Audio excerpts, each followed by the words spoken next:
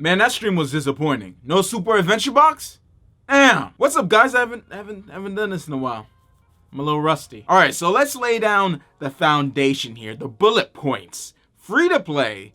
Fractal Dungeons increasing from 50 to 100. 4 maps in the new expansion, raids, and legendary armor.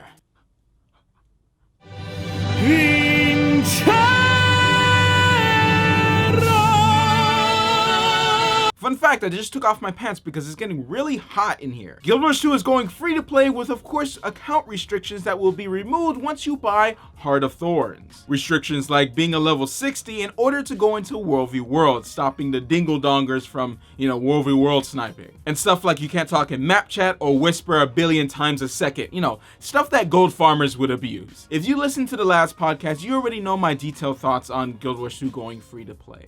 Basically, if there are restrictions, World v World chat, things that people could abuse, then this could potentially be very good for the game. More people playing the game means more people to play with, means more people buying the game, means more money for ANET to make really good content later on.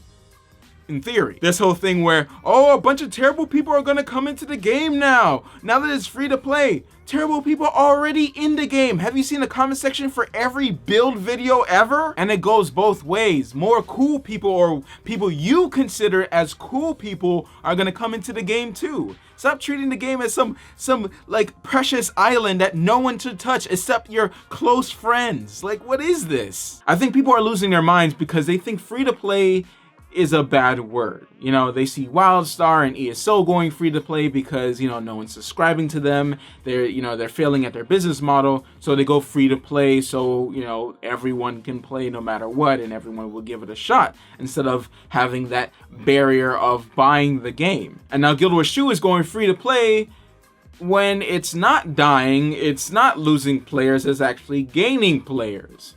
So I still don't see the problem. And also making the assumption that free to play means, more prune nuggets are gonna come into the game. You're basically saying that all poor people are prune nuggets. The next one is increasing the fractal level from 50 to 100. I feel like I need more information on this. I feel like I'm missing something. Did I miss a blog post telling me that there are gonna be new fractals in the mix for the later levels? And I'm pretty sure they won't cut it halfway, like, from 50 to 100, there's new level fractals that, only people above 50 can do.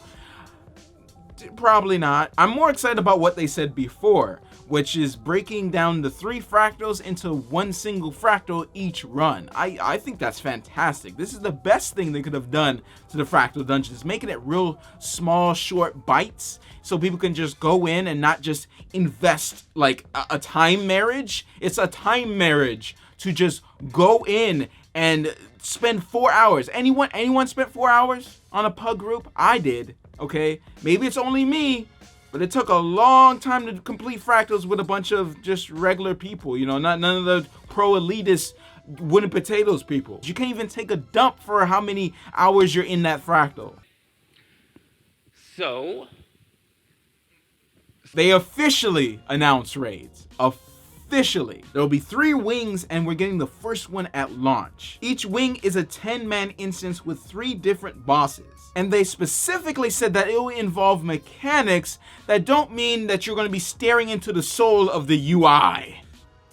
Yes! Mechanics, man! In the trailer, you can see them using the glider to fly away from the boss to make sure they don't get one shot, maybe. This is hardcore. Plus, they said you're going to be using the mastery tracks specifically designed for the raid. So man, there's so many possibilities. They already did so much with the mushrooms and the gliding and the lore being able to unlock merchants. I wonder what they're gonna do inside of the raid. Hopefully not many trash mobs, because I'm not really a fan of trash mobs. I just like mechanics and boss battles. Like that's what I'm there for. It's like playing Titan Souls. I want to play Titan Souls where it's just like, forget all that other stuff, let's just focus on the bosses. You know what I'm saying?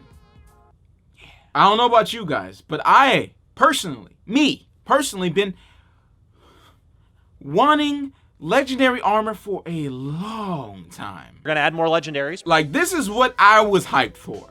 Like, this is what I was hyped for, okay? Colin could have just walked up. Colin or Mo. I don't know. I would have been good with Mo. Mike O'Brien could have came up, said, legendary armor. Dropped the mic and walked off. And the stream just cut. And I would have been fine. But they didn't even mention it. They didn't even mention it on the stream. This is one of the biggest things. This is considered one of the, like, the end game. The ultimate prestige. The big chalupa. I'm just gonna be looking at you peasants with my high mastery level and my full legendary gear. I'll be like, I just wonder how they're gonna spread it out. Like, how are they gonna give us like the boot on the first week or the first month or the first year? I hope not. I hope everything is out there and all you have to do is just do the raids over and over again, or maybe release certain parts of the armor based on the wings, and it's all spread out between the 3 wings that they're already being worked on, not some 4th wing. I don't want to see, you know, like the rings and amulets on the 4th wing that just hasn't even started being produced yet and developed. I want myself now, and I know they're not gonna do it. I know they're not gonna do it. You don't gotta tell me in the comments, man.